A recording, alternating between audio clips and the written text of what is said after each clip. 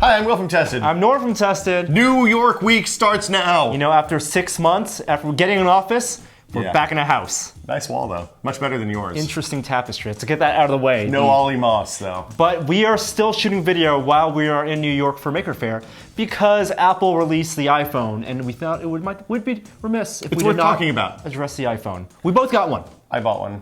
Yeah, for you guys. I feel bad about it. I mean, just to be clear, I would not have bought this phone because I bought one last year. I'm on an every other year plan, except for you. I would invent a time machine to tell myself not to buy the one last year. Well, you told people to buy the one last year. No, we told people not to buy the one last year, but we did anyway. Okay. So let's go over all the changes of the iPhone 5 and what we think about them. Of course, the big thing is now it has the big thing.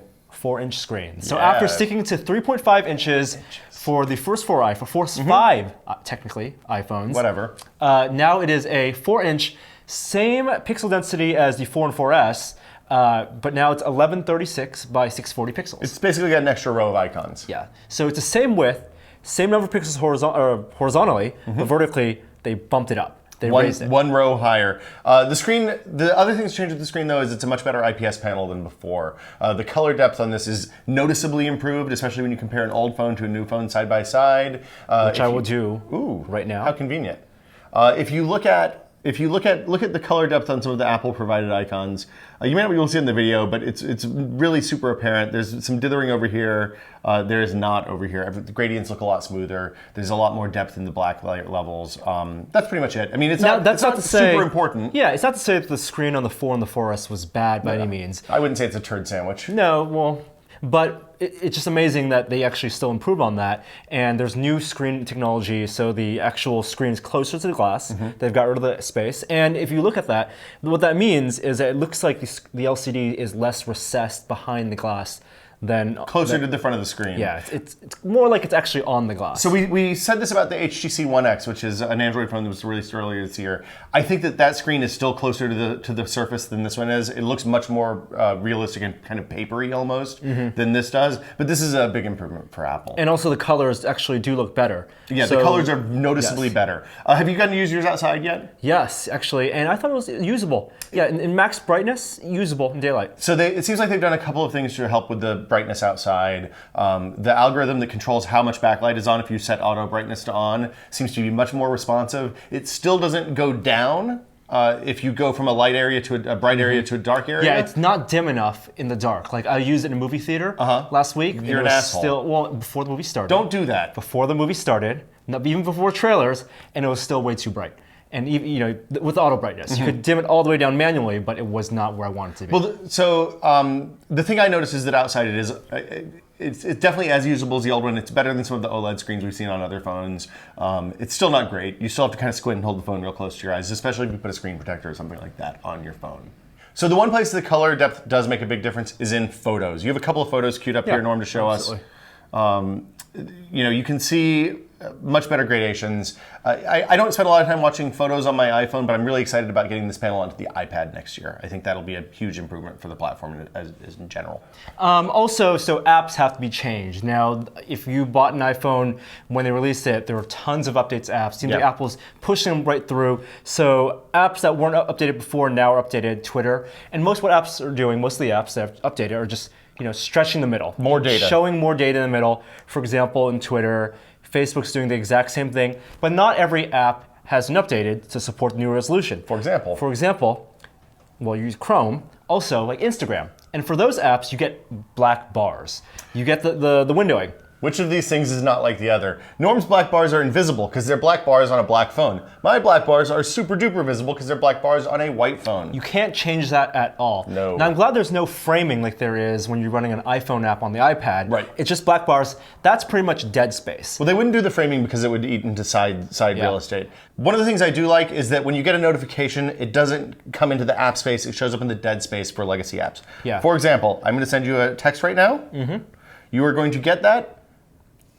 And it just popped down as opposed to covering the status bar and doing that like a little rotation animation it did in the previous phone. It just slides down into the dead spot? It slides down, uses the dead spot. What I would have liked is if they allowed you to shift the app framing up and down, because right now, for example, this is centered a little bit right in the middle. So where my thumb normally wants to hit the status bar is not where I expect it to be because of how I grip the phone.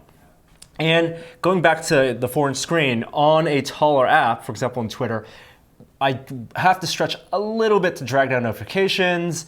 It's a little bit more stretching. I mean, it's still a comfortable grip. I can still reach, I'd say, 90%. Norm, you are insane.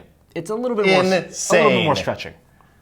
Okay. 16:9 videos is the other thing that's dramatically improved with the bigger screen. You don't have to choose between squinching into the center of the video or just making the video full screen. I like this. It's a big improvement. I hardly ever watch video on my phone. Do you? Yeah, I do. Sports. Bus? MLB app. Okay. It's awesome. And again, you get no borders for that. It works with 16:9. That's where the real advantage comes with having this new screen. One thing I profoundly dislike is the keyboard in landscape. I find myself never using the phone in landscape anymore when I'm having to type because the keyboard takes the same amount of vertical space as it did before when you hold your phone sideways, but it's much, much wider. Now it's all stretched out. It's like a fat keyboard, basically. So you end up with this thing happening, a little tiny bar of text available for you to see in. And also apps that use landscape mode, it does look a little awkward. For example, in Safari, having that bar on the bottom and the top, it really minimizes the amount of space you get. But you can go full screen mode. That's all right. It's still a wide view. Yeah, it's still very wide. You're going to use more apps in portrait mode with this screen than landscape. Let's talk about the body. The actual physical dimensions of the phone. Yeah, because that's actually changed. It's a little bit smaller volume, just a tiny bit, a tenth of 10 milliliters or something like that. But it's actually a lot thinner than the old phone. So if you look. Yeah, it's about 20% thinner, and that actually is noticeable. Both the thickness and the weight are noticeable. When people pick this up for the first time, they go, oh. Because they were expecting it to be heavier. A lot of that seems to be attributed to the aluminum panel on the back. Instead of being pieces of glass, it's the back is created of aluminum now, so that's the difference. And someone said this, I can't take credit for it, but picking this up, it feels like it's a phone with the battery taken out of it. Like if you picked up, a phone that has a removable battery, took the battery out of it, that's a difference in weight between like the 4S and the 5. And the back is aluminum now. So actually, if you look at the side, there's still metal band around the side of the body, but the aluminum goes around, kind of cradles the edge of it. Well, they're calling it a unibody design, so it hooks around the outside edge and it makes it like a trough for the phone to go into. It's more noticeable on the white phone than the black phone. So, but yes, there's still glass on top and bottom, but aluminum. I like the body. I like the angled chamfers. There is some clamor online about... Wait, there's a controversy? Controversy, I don't know if it's artificial or not, yes. About possible scuffing on the body. So I'll tell you, I watched Gary go through 4 iPhones or 3 iPhones before he found one that met his standards on the scuffed chamfers. It seems like there's some manufacturing problems with that. I assume that they'll resolve it. It seems like they're exchanging, if you get a phone that has bad chamfers, you can go to the Apple Store and they'll swap it out for you. Yeah, actually, just putting mine in my pocket for 3 days, already a little of that black slate aluminum has scraped off. It's a kind of nitpicking thing that you feel bad about because you paid a lot of money for a new shiny piece of electronic device, but if you wait a year, it's not going to bother you unless this is a widespread problem, unless the entire side is going to be stripped off. But we don't know for now until using this for a few more weeks. I will say the aluminum, which isn't anodized as much, doesn't seem to have that problem on the white. Yeah. So if you want to play it safe, the white might be better. Yeah, on the other hand, and you're definitely not going to see this in the video, but there's slight imperfections on the glass around the top edge of the white. It seems like the coating that colors the glass white is peeled off in a tiny amount around the edges as it's put into the phone, if I had to guess. So thinner, lighter, and they also changed the bottom quite a bit. So you have these redesigned speakers, and the headphone is now on the bottom as opposed to being on the top. Do you like the headphone on the bottom? I think it takes getting used to, because I'm so used to putting the headphone on the top and the way I pull the phone out of my back pocket and grip it. Now I don't have to flip it around. So will take getting used to. So I find I like this on Android phones. Several of the Android phones I've used over the last couple of years have the bottom, the headphone jack on the bottom. I think it's great because you hold your phone like this, your headphone comes out of the bottom, you just slide it right into your pocket and it's in the right way. I think that's an okay change. I know some people are really upset about it, some people really love it. The big change, however, is this guy right here. Yeah, it's a new adapter, new connector. The Lightning connector. They call it Lightning. So after a decade of using the 30-pin connector, they finally changed it. It is a small cable. It comes obviously with the small charger. It's 8 pins, unidirectional, so you can plug it in up, plug it in down. It works the same either way. And it's a pretty strong connector, so you can still, if you can hang it by that if you like living dangerously. Don't throw it, no. But yeah, it will still hang. And it just means buying more adapters, which I don't like. So there's some electrical changes.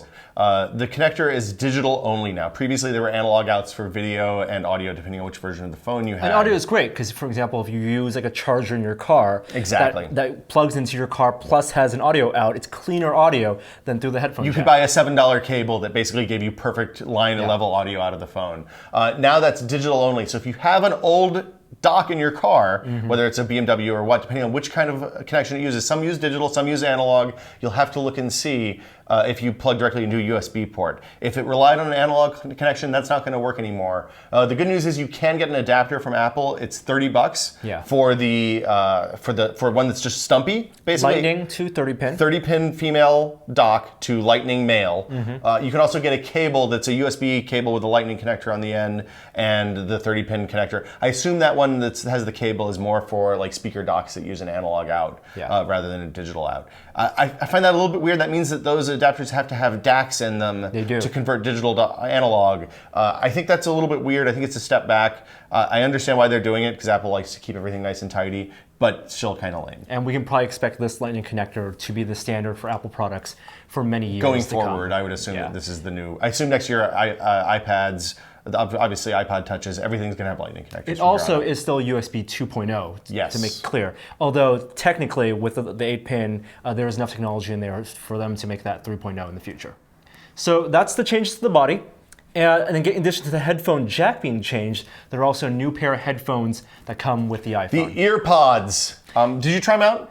You know, just barely. I don't like how they fit. Did you even take them out of the package? I took them out of the package. Okay. Yeah. They come in like a little plastic pack. It looks like a case, but it's not because it falls apart as soon as you take the sticky off. I used them fairly extensively on Friday night and Saturday morning. They're better than the old headphones, which is a very, very low bar. I always had a problem with the old headphones staying in my ears, and they sounded bad, so it was kind of a double whammy. The new ones are a little muddled on the bass, but the sound quality is okay, and they definitely stay in my ears better than the old ones do. So they're still relatively cheap headphones, just in a new casing. I think they're better headphones than before. Pod-like casing. The one thing I would say is they make you a massive target if you live someplace that you might get mugged for your phone. Yeah. So think about that. The only people that are going to have those headphones right now are people who bought iPhone 5s. So if you're walking around New York or Chicago or LA or San Francisco or someplace you're going to get popped, you might want to think about getting a pair of cheap headphones to kind of blend in for a while. Yeah, you can live with that. So inside, there's also some pretty significant changes. There's a new system on a chip, new processor. Ooh. They call it the A6, and it's not just a clocked up version of the A5 or the A5X. So it's more than one better, even though the number just incremented one. I would consider this actually significantly better. It feels a little bit faster. Things that you pointed out, like the hitch between the home screen and the search page, no longer that's there. Gone. Doesn't happen anymore. Oh yeah.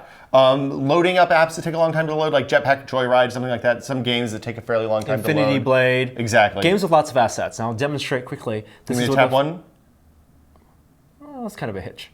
It's not. That hitch is something I never noticed, just to be clear. And when you're browsing on the web or something, day-to-day tasks, it really is not really something that you're going to pick up on. No, I feel like the last generation processors were more than fast enough. Yeah. Especially the A5X that's in the iPad 3. Which going forward, I don't know what they could do to make this even smoother. I think they'll start adding capabilities probably. So something like taking photos, like the shutter speed, processing HDR photos, that is fast. Is it as fast as a real camera now? Not as fast, I think, as a mirrorless camera or even a nice point and shoot. And we can actually demonstrate how fast it is right now with HDR. Turn on. Why don't you jump in the picture? Same HDR, and there it goes, still processing on the iPhone 4S. So I'll actually take HDR photos now with my iPhone? It'll still take, a second and a half of processing, but it's not like waiting two and a half seconds. Better than before. Yeah. Speaking of the cameras, you've spent some time taking pictures while I was on an airplane. Yes. How is it? So it's the same 8-megapixel Sony sensor on the body. The real engineering advantage here is that they've made it smaller so they can fit inside this body, and they say it's better low light. Now, it is true that the low light photos, I'm going to show you some comparison photos in the dark. For example, this is a photo taken with the iPhone 4S. Dark hallway, even with HDR turned on, which is supposed to help with that. Dark, this is the same photo taken. Wow, there's a person there. You can actually see the person. It's still incredibly grainy. And it's almost as if they just, bumped it up in software. Joey looks really serious there.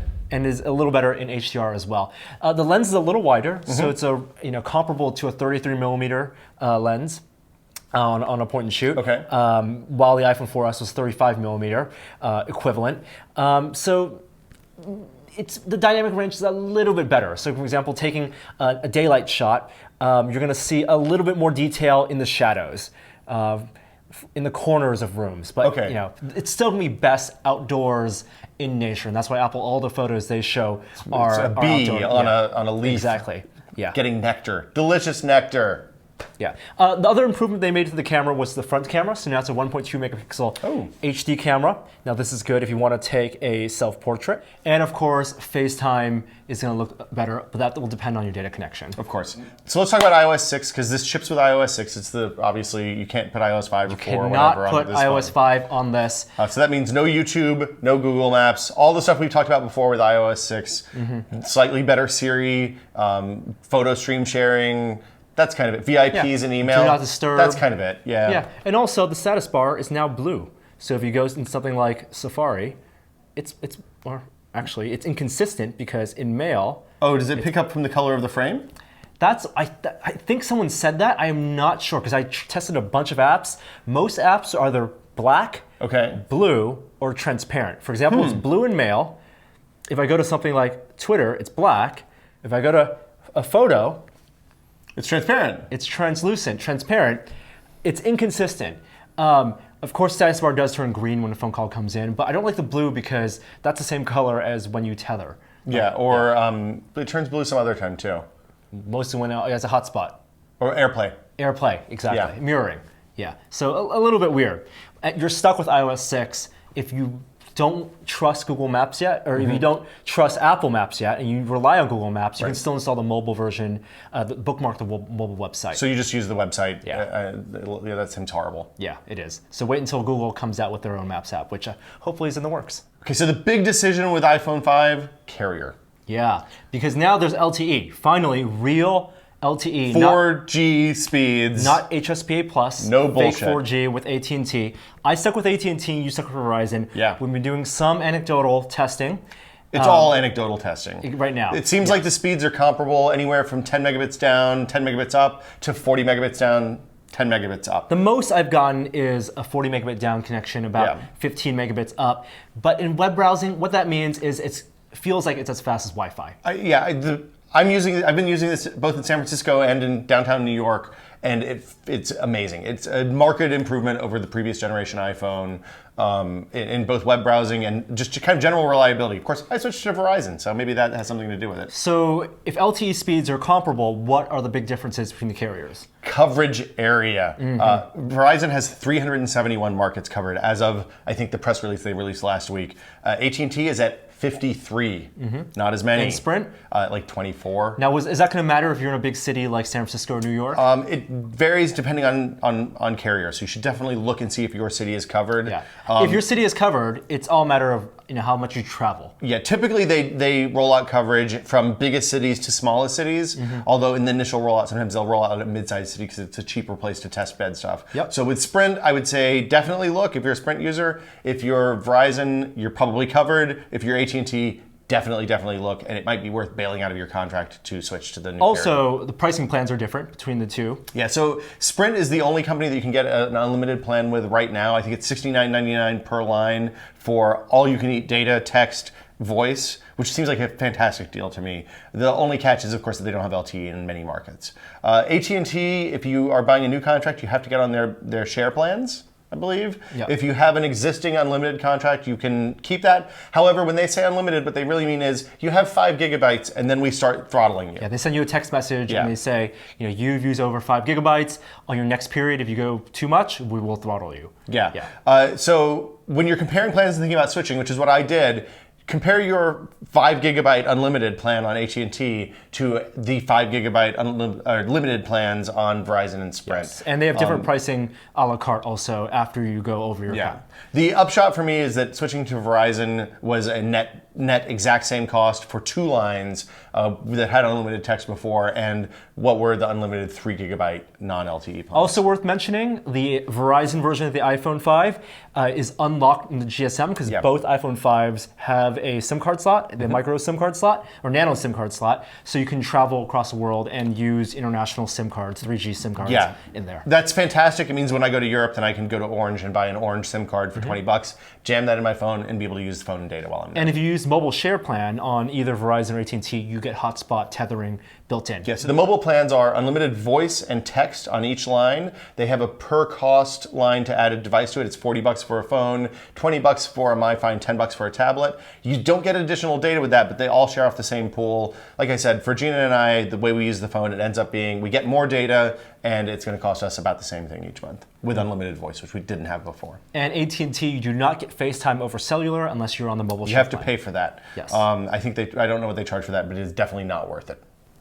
All right, so that's different on the carriers. Of course, there's the white model and the black model. We mentioned that briefly. Yeah. That is personal preference. It seems like from anecdotal evidence, more people are buying the white ones. Really? I think so.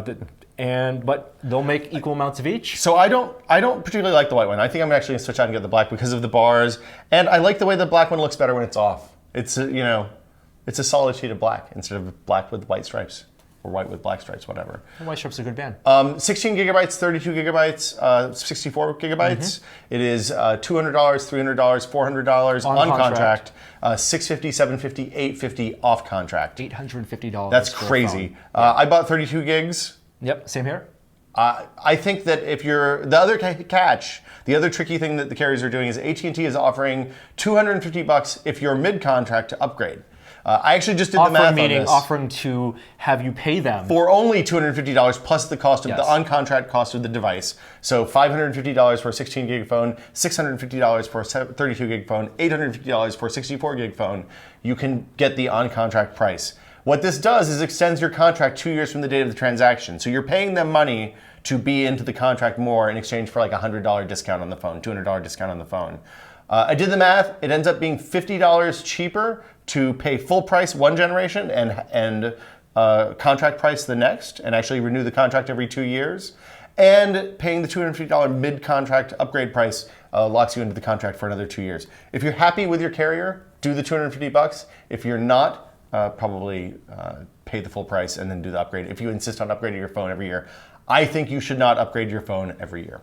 Yeah, that's a ridiculous thing that very few people should be doing. So with LTE and a bigger phone, the battery's obviously different with the A6 chip also. We haven't used it enough to know how good battery life is. Apple says 8 hours with LTE. You said you got about 10 hours of use yesterday? So yeah, we took a red eye on Saturday night, I guess. Left San Francisco, 5-hour flight, listened to music the whole flight. Got here, walked around downtown, used maps, screen, GPS, all that kind of stuff. At the end of the day, I had 10 hours of usage according to the iOS usage calculator since the last charge. 14 hours total. I think that's because of the music listening on the plane, a lot of it. But I was quite pleased with that. I am carrying one of those Mophie juice packs just in case. Because when you're traveling, you use your phone a lot more than you normally do. When it's brand new, you use your phone a lot more than you normally do. I was really worried about running out of battery when we were downtown Manhattan and have no idea. Turn on that battery percentage indicator. It will help out a lot. Definitely, we can agree it's not a 2-day battery life phone. No, absolutely not. Yeah. I can't tell whether it's better or worse than the 4S. I don't think it's as good as the 4 right now. The one thing I will say is that you can flip off LTE. There's a toggle for that in the LTE in the network cellular settings. usage. If you want to save battery, turning that off seemed to help a ton. And Bluetooth. And obviously. Bluetooth. Location services, all those things. So Will, we bought it. Should people buy this? No, I think if you're off contract and you're an iOS user, you like the iPhone, yeah, it's a great phone. It's the best iPhone that's out there. It doesn't make sense to save $100 on your contract and get the 4S or the 4 for a reduced or no price on contract. If you bought the 4S last year, maybe that was your first iPhone, you really have to think about how much that increase in screen and LTE is worth to you right now. Because the extra $250 or going off contract and paying the full $650, $750, that's a lot of money. Yeah, and it's not worth it. And Apple will come out with another phone next year. Every year like clockwork. Probably be incrementally better than this one. And there are, if you don't have an iPhone, you're happy with the Android phone, you want to stick with Android or Windows Phone, there are plenty of great phones out there. This LTE is just catching up. The 4-inch screen is just catching up in many ways. Yeah, the clear lead that iOS had for a long time on software has evaporated over the last year. Ice Cream Sandwich and Jelly Bean are quite good. I think you're not going to get a bad phone unless you buy something with a terrible custom skin on it at this point. So iPhone 5, it's really good. We like it. It's not the best phone necessarily out there. I don't know what the best phone is anymore. I don't think there is a best phone anymore. But it's good that the trend is moving toward thinner and lighter. And Yes. that is definitely, I think, the biggest advantage for me. Exactly. For Tested, I'm Will. I'm Norm. See you guys later. Bye.